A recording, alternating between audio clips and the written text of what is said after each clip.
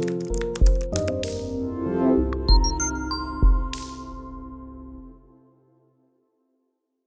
m'appelle Rabo Wenkouni Ariane, j'ai 26 ans et j'exerce dans la pâtisserie.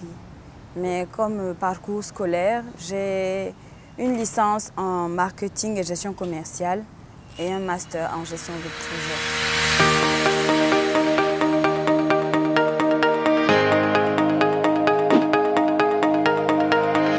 Alors, pour moi, la pâtisserie, déjà, c'est de rendre les gens heureux. Parce que la plupart des gens qui mangent des gâteaux, ils sont contents. Il y a un peu de sucre, donc il y a un peu de dopamine dans le corps, dans le sang. Donc ils se sentent heureux. Et moi, ça me plaît, ça me motive de voir que les gâteaux que je fais rendent beaucoup de gens contents. Ils sont contents, ils ont l'appétit, ils ont envie de manger. Mais ce qui est le plus important pour moi, c'est de voir la farine, les œufs et tout ça se transformer en un joli gâteau à la fin. Donc c'est surtout ça que j'aime dans la pâtisserie. Le quotidien d'un pâtissier, c'est se lever très tôt, vérifier ses stocks et puis travailler. Donc un pâtissier n'a pas de... C'est difficile pour un pâtissier s'il n'est pas organisé d'avoir une vie sociale. Bon, déjà, ce qu'il faut savoir, c'est que ça fait 18 ans que je fais des gâteaux. J'avais 8 ans à l'époque, mais c'était des petits gâteaux pour la maison, etc. Et puis, après, à l'université, j'étais vraiment pas sûre de ce que je voulais faire. Donc, quelqu'un de la famille m'a dit « Mais pourquoi tu ne fais pas de la pâtisserie ou de la cuisine parce que c'est ce que tu aimes faire tout le temps ?» Donc, je me suis dit « Pourquoi pas ?» Et j'ai commencé comme ça, à faire de grands gâteaux toute seule. Il y a une phrase que j'ai l'habitude de dire, Google c'est le meilleur ami de l'homme. Donc il suffit pas, faut pas juste s'asseoir et puis se dire, ah, je sais pas faire, il n'y a pas quelqu'un pour m'apprendre à faire, donc je vais pas faire. Parce qu'il y a tout sur Internet et c'est Internet qui m'a appris ce que je sais faire. Par la suite, j'ai cherché plein d'écoles de pâtisserie et j'ai jamais été acceptée. Je me suis déplacée, je suis allée en France, j'ai fait des tests, j'ai réussi les tests, mais ils ne m'ont pas acceptée. Donc j'étais quand même un peu découragée, je voulais laisser tomber. Et par hasard, comme ça, sur Instagram, j'ai trouvé une école de pâtisserie française qui proposait des services en ligne. Donc je devais suivre les cours en ligne avec une coach qui allait me faire un programme défini de ce que j'allais faire pendant toute la période scolaire. Et comme ça, au moment de l'examen, j'allais venir le passer directement sur place. Donc c'est ce que j'ai fait. C'était extrêmement difficile. Parce qu'au même moment, j'avais le master en gestion de projet. Donc il fallait aller en cours le soir. La journée, il fallait travailler, sans oublier les commandes. Donc c'était pas évident. Et au final, j'ai passé l'examen et je ne pensais pas que je l'aurais. Et un jour comme ça, j'ai regardé sur le site de l'académie, j'ai vu mon nom, j'étais trop contente. Je n'arrivais pas à croire que j'avais réussi à avoir ce diplôme-là. Alors, pour le marketing, je vais commencer par ce que je déteste. Mathématiques, la probabilité, les statistiques, la comptabilité. Et puis, après, il y a beaucoup de cours très intéressants comme les techniques de vente, la prospection, le marketing digital.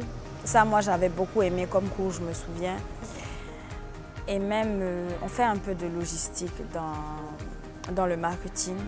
Et c'est des choses qui sont très intéressantes. Si on enlève tout ce qui est maths, le reste est très intéressant. Et le marketing, c'est important parce que dans la vie courante, on l'utilise sans savoir que c'est vraiment du marketing. En tant que commerçant, par exemple, on fait du marketing, mais on n'a pas conscience que c'est le marketing qu'on étudie à l'école là. C'est ça qu'on utilise dans la vie de tous les jours. Donc c'est important, surtout si on veut être commerçant et puis qu'on veut bien vendre ses produits. Je pense que c'est important de faire le marketing. Et même dans d'autres domaines, ça sert beaucoup. Alors, la gestion de projet, moi, je la définirais en deux adjectifs différents. Le premier, super bien. Le deuxième, naze. Naze parce que ma première année de master, je l'ai beaucoup aimée. J'ai beaucoup aimé, j'ai pris vraiment du plaisir. J'apprenais de nouvelles choses que je ne connaissais pas. On étudiait aussi l'environnement. Plein de choses super intéressantes. Et je me suis dit, c'est super, j'ai choisi cette formation parce que ça va m'aider à gérer ma pâtisserie. Mais au bout de la deuxième année de master, je me suis rendu compte que j'aimais pas ce qu'on faisait, j'aimais pas le programme, j'étais pas à l'aise. Donc j'ai pas trop accroché. Et au final, je me dis, j'ai peut-être perdu mon temps, je sais pas, mais la gestion de projet, je pense que c'est plus pour les personnes qui veulent œuvrer dans les projets humanitaires, de développement, etc. Alors, les possibilités à l'issue de ce diplôme, c'est peut-être chef pâtissier. Après, dans la pâtisserie, il y a plusieurs domaines. Il y a la glacerie, je ne sais plus. Mais il y a la chocolaterie.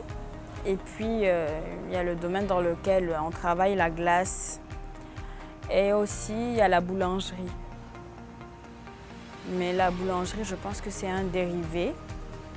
Mais dans tous ces domaines-là, quand même, il faut se former parce que c'est des spécialités. On va dire que ce sont des spécialités de la pâtisserie. Donc, pour exercer dans ça, il faut vraiment se former. Et moi, j'envisage une formation en boulangerie, voilà, pour les viennoiseries et tout ce qui est pain, etc., etc. Donc, il y a ça. Et ensuite, on a le cake design. C'est vrai que ce sont des formations très différentes parce que le cake design, il joue plus sur l'aspect visuel et la structure de la pâtisserie. Donc c'est vraiment deux domaines très différents. Et pour le moment, le cake design n'est pas reconnu comme les pâtisseries classiques. C'est pas reconnu, il n'y a pas vraiment d'études pour ça. Avoir ce diplôme-là, ça peut permettre de le faire. Et ça permet déjà de travailler, ouvrir un établissement professionnel. Je pense que c'est la frustration déjà qui m'a conduit à ça. Mais dans une vie passée, donc durant mon primaire, j'aimais bien faire les pâtisseries, enfin tout ce qui était cuisine. Ma mère ne voulait jamais parce qu'elle me disait « Ah, tu vas te brûler, tu vas pleurer encore, etc. » Donc j'apprenais dehors avec les gens, les voisins et tout, sans qu'elle le sache. Et après, ça m'est sorti de la tête, après ça revenait, donc je faisais des petits gâteaux, mais pour la consommation personnelle. Et ce qui m'a vraiment mis dedans, c'est déjà qu'un grand frère me dise « Mais pourquoi tu ne fais pas de ça ton métier, etc. » parce que tu aimes ça. Ça m'a mis la puce à l'oreille. Et ensuite, comme je disais, la frustration. Parce que je déteste ne pas avoir ce que je veux. Ça, vraiment, c'est le sentiment. Pour moi, la frustration, c'est le pire sentiment qui existe. Donc, je me suis dit, d'accord, je demande, on refuse de me donner, c'est pas un problème. Je vais y arriver par moi-même. Je me dis, si je vends des gâteaux, ça peut aller. Donc, j'ai commencé comme ça. Et après, je me suis rendu compte que, quand je ratais un gâteau, je me mettais à pleurer. Je me suis dit, bon, ma chérie, c'est pour toi, reste dedans. Et puis c'est tout. Alors, mon diplôme de pâtisserie, celui que j'ai, c'est le CAP pâtissier, donc le certificat d'aptitude professionnelle. Vu que je l'ai passé en France, il est français, mais il est reconnu partout et ça me permettra de travailler où je veux. Sachant que la pâtisserie française, c'est le Graal. C'est important, c'était important pour moi d'avoir un diplôme français parce que déjà, ça me crédibilise aux yeux de tous ceux qui m'ont décrédibilisé, même si ce n'est pas pour eux que je l'ai fait, mais plutôt pour moi-même. Et honnêtement, avec ça, je peux aller n'importe où pour exercer de la pâtisserie. Je ne vais pas chômer. Et à côté, j'ai fait d'autres formations pour lesquelles j'ai eu des certifications par d'autres établissements. Et ça aussi, ça m'aide. Et quoi qu'on dise, les diplômes, c'est toujours important parce que rien que par ça, tu peux te faire respecter. Donc, c'est important de se former. C'est vraiment très important. Même si on fait déjà du bon travail, il faut se former. Je ne saurais pas vraiment faire de comparaison exacte avec l'école publique, mais je sais que dans le privé, c'est difficile. Le système LMD, il n'est pas simple du tout parce que la plupart des cours, pour les comprendre, moi je me souviens que j'allais sur Internet, toujours. J'allais sur Internet pour comprendre les maths. Donc je trouve que c'était quand même difficile. Et il y en a qui disent que le système public est encore plus difficile parce qu'ils sont nombreux, c'est difficile, etc., etc.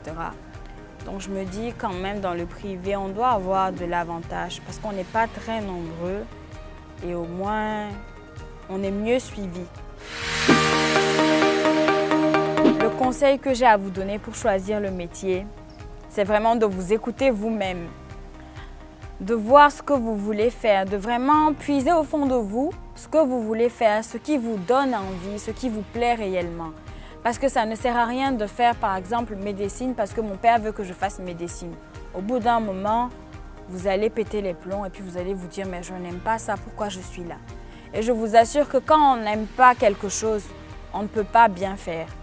Donc si vous n'aimez pas une matière, vous ne pouvez pas avoir de bonnes notes dans cette matière. Donc ça ne sert à rien, ce sera une perte de temps. Donc écoutez-vous vous-même, demandez aux uns et aux autres des conseils, mais n'oubliez pas de vous écouter vous-même. Voilà, parce que c'est ce que vous aimez qui vous permettra de vous épanouir. Donc moi je répondrai à cette question-là en disant que ce n'est pas toujours évident de trouver l'école qu'il nous faut. Mais il faut prendre le temps de chercher, de scruter, de se renseigner et de voir ce qui nous convient. Ensuite, ne jamais abandonner. C'est très important parce que vous pouvez avoir envie d'aller dans telle école et au final, vous n'êtes pas accepté, ça vous décourage et puis vous voulez laisser tomber. Ne laissez pas tomber, vous ne savez pas ce que Dieu a prévu pour vous. Donc, priez pour que Dieu vous guide, qu'il vous éclaire et qu'il vous amène sur le chemin qu'il a tracé pour vous. Et une fois qu'il le fera, vous verrez que vous n'aurez pas de difficultés et quand bien même vous en aurez, vous arriverez à les braver très facilement. Je voulais vous dire que la chose à ne pas faire, c'est abandonner. N'abandonnez surtout pas ce que vous avez en tête et ce que vous aimez faire. Vraiment, n'abandonnez jamais parce que ça ne vous mènera à rien. Continuez, battez-vous et ne vous dites pas « je ne peux pas faire ». Donnez-vous les moyens d'y arriver, vous y arriverez. Et si vous n'arrivez pas à trouver quelque chose, Google. Google, je n'arrêterai jamais de le dire, Google c'est le meilleur ami de l'homme. Vous trouverez tout et n'importe quoi dessus et ça pourra beaucoup vous aider. Donc, n'abandonnez pas, continuez de vous former, c'est très important de se former. Vraiment très, très, très important de se former. Je l'ai compris il n'y a pas longtemps et ça ne pourra qu'être que bénéfique pour vous. Donc, vraiment, n'abandonnez pas, formez-vous et cherchez des solutions partout. Partout, partout, partout. Ne négligez aucun canal. Voilà. Et aussi, je tenais à remercier toute l'équipe du Grand Frère pour m'avoir accordé cette interview-là. Et je vous invite à visiter le site et à regarder le partage d'expériences de vos grands frères. Merci beaucoup, à bientôt.